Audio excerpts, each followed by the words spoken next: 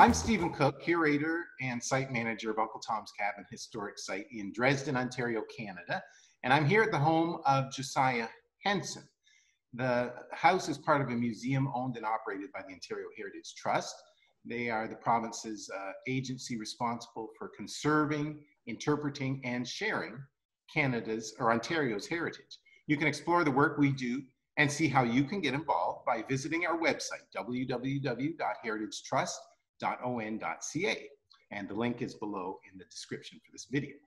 So today we're talking about Emancipation Day and the Abolition of Slavery Act of 1833 that freed enslaved people throughout the British Empire. And today I wanted to have a conversation with Senator Wanda Thomas Bernard. Senator Bernard was appointed a senator by Prime Minister Justin Trudeau in 2016. She is an independent senator representing Nova Scotia, East Preston. She has spent her career as a social worker, a community activist, and a professor at Dalhousie University. And she's a founding member of the Association of Black Social Workers, which helps to address the needs of marginalized citizens, especially those of African descent. And she received the Order of Canada in 2005. Good afternoon, Senator. Hello, Stephen. Thank you so much. And here's Gavin popping into the frame. Aha, and who is Gavin? Gavin is my 8-year-old grandson, and he wants to be a senator when he grows up. And so he loves to join me for events. And I've actually always taken him with me to Owen Sound when I visited there for their Emancipation Day festival. Mm-hmm. And that is the longest running one in all of the country out there. Yes. Yes. Well, you and I met here in Chatham, Kent.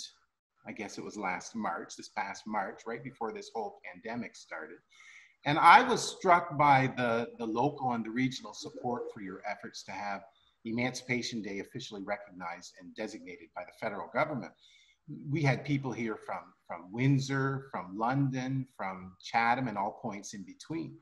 Is the support you saw here representative of the support you're seeing across the country?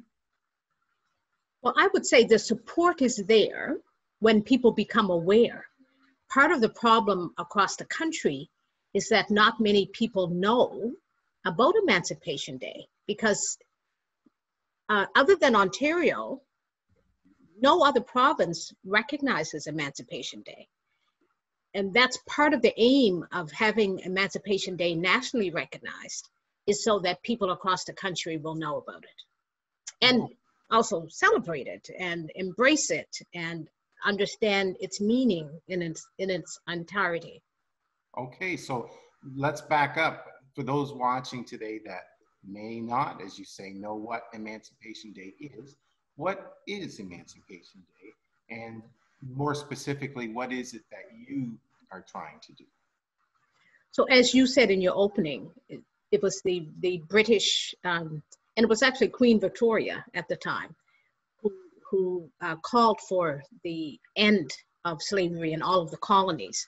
And Canada being one of the colonies, on August 1st, 1834, that's when we designated Emancipation Day.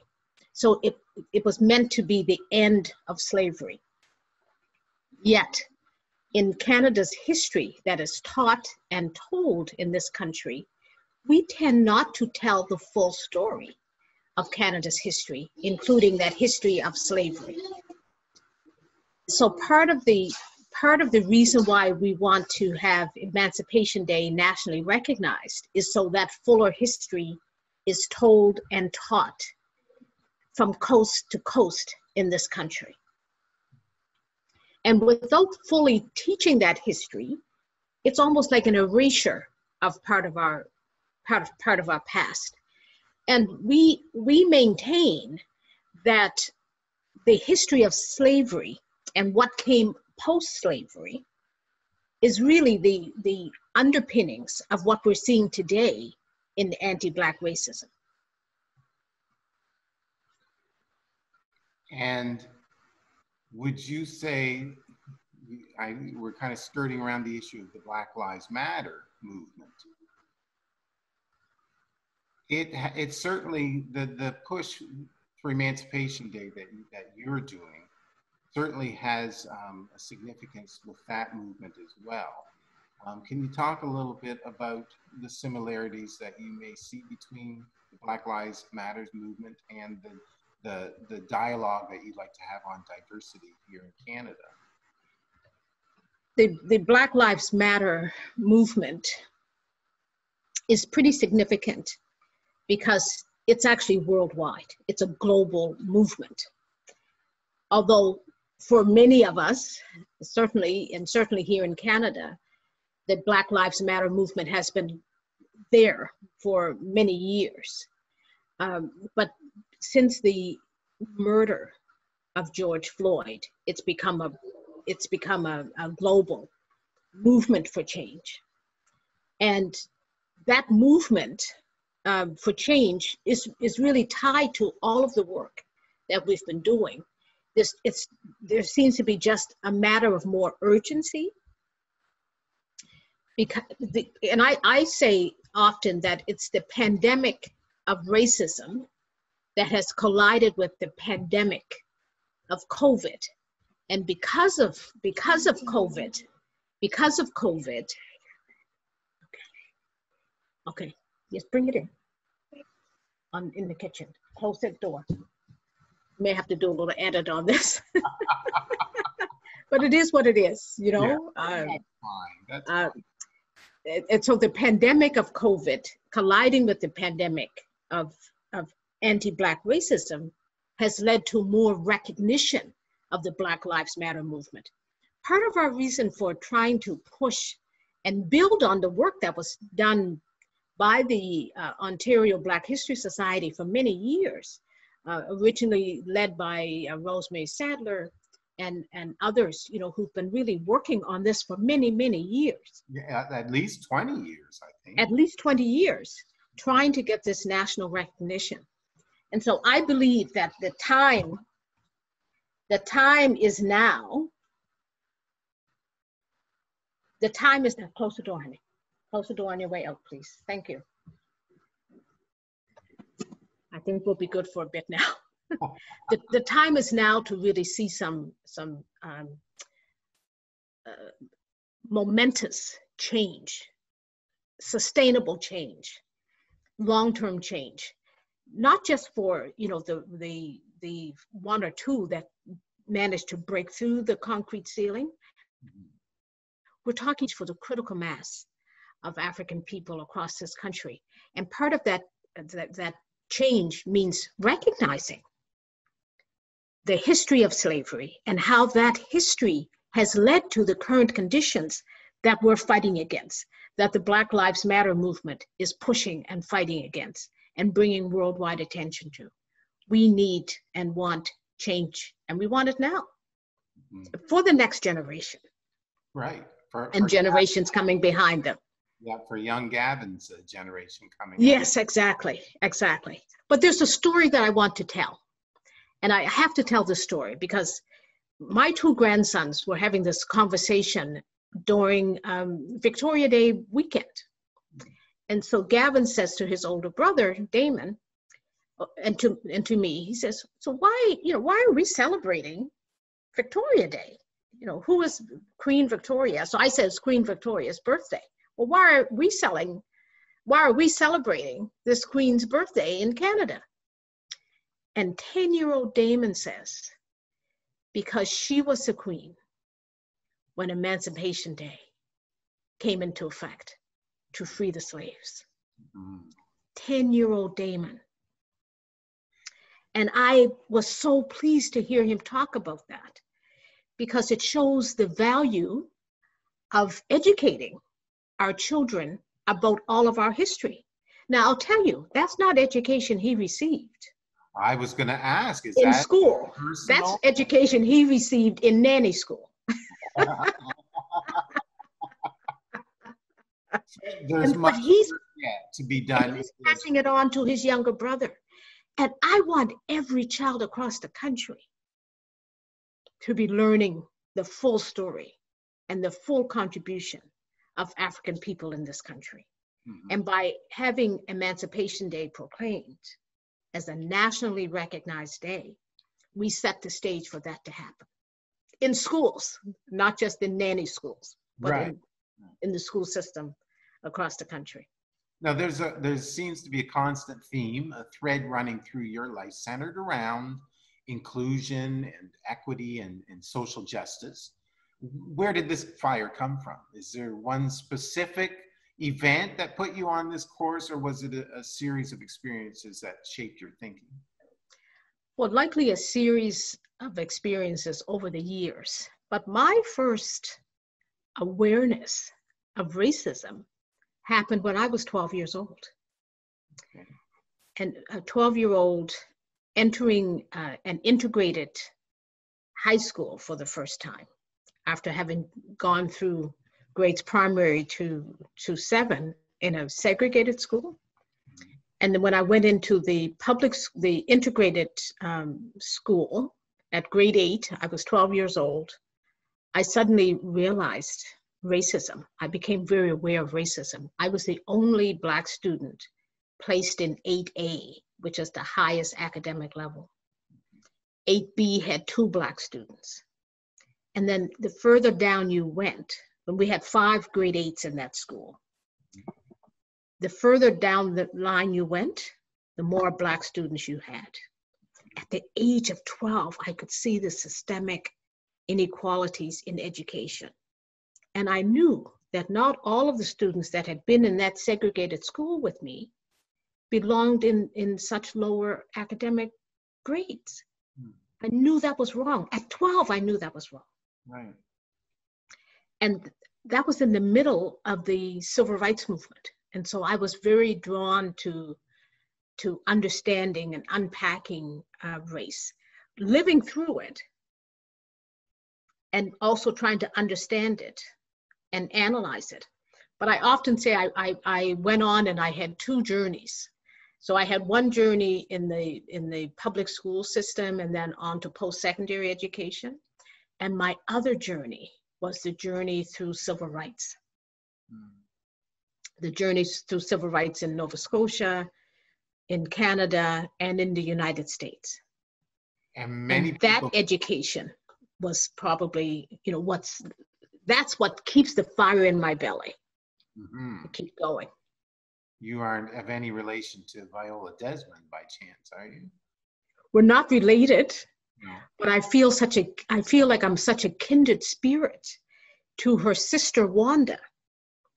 And we discovered just in February of this year, when we did an event together at the Canadian Museum of History, I think it was, yes. We did a conversation, it was in conversation, and I was interviewing Wanda. And as I interviewed her, we discovered, we not only share the first name, the same name, but we also share the same nickname.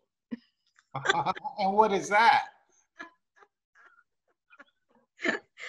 I was so shocked. I spent years trying to distance myself from that nickname. And here I am in front of this huge audience, hearing that Wanda Robson, Viola Desmond's sister, has the same nickname. And the name is Wani. Wani. Wani. Can't run from nicknames. So I feel such an affinity to her. I really do. And Wanda Robson and I had the great privilege of inviting her to the Senate back in February. So before the pandemic hit. Right. At the same time, the same day that we were doing this event at the Museum of History. And she, she's a bit of an icon in her own right. So everyone knows Viola Desmond because Wanda Robson has made it so, has helped to make it so. She uncovered that story so that we would fully understand. And there are so many stories like that haven't come to light yet. Yes. Now here in Dresden, we have the Hugh Burnett story. So that's we often refer to him as the father of the civil rights movement here in Ontario with the National Unity Association that he started up. But That's what I like about the work that you're doing, is that it's opening people's eyes to some of these stories that they may not know about and that deserve to be told. Yes, yes. And our children and our children's children, and they need to know this history. They need to know, they come from real strong history. Mhm. And they need to know that they can continue to build on that history. Right. And they deserve every right to have full opportunities in this country. So this pandemic always comes back to the pandemic. It's changed your timeline in tabling this bill. So what are the next steps? We hope that we'll be back to regular sittings in the fall. And the MP, Majid Jahari, he's put forward that motion in the House of Commons, and that will come to a vote as soon as they're back to regular sittings. Okay. And then once that motion passes in the House of Commons, we will look at entertaining a similar motion in the Senate, but we don't need it. Once that motion passes, then August 1st will be designated as a nationally recognized day. It's not a holiday, but we want to nationally recognize the day. And we want to encourage people to mark the day in their lives. And there's any number of things that you can do. So even though we're not gathering for physical, there are no physical gatherings this year, it's not nationally recognized this year, but why not coast to coast hear from people what they're doing in their homes, in their communities to mark Emancipation Day. And so for Emancipation Day 2020, what are your plans? Well, I'm an Emancipation Day baby. My birthday is on Emancipation Day. Oh, wow. And August 1st. yes. So that's so awesome, right? And so I always try to do a service project on my birthday, and I'll be finished quarantine by then. So I'll be doing some sort of engagement in the community where I will be talking about Emancipation Day, encouraging other people to talk about Emancipation Day, to maybe uncover interesting facts about some of our history and local history, regional history, and national history. Wonderful. Well, listen, the door to the cabin is always open to you here. We'd love to have you here. Come and speak and tell us, give us an update on the work that you're doing once this all dies out and we're back to the new normal. All right. Yes, once we're back to a new normal, I look forward to visiting, and I think I'll bring those grandsons with me. Well, Gavin and your other, what's the other boy's name? Damon. Damon. They're both welcome anytime. So thank you so much. Reminder to check out the links below for our social media channels, Facebook, Twitter, and Instagram, and bookmark the Ontario Heritage Trust website. That's where we'll be posting our Emancipation Day program this year. So we'll be posting interviews and presenting speakers and performers on our social media. So make sure to bookmark our pages. So thank you for watching, and thank you, Senator Bernard, for sharing your important work with us today. Happy Emancipation Day. Thank you so much, and happy Emancipation Day to you as well.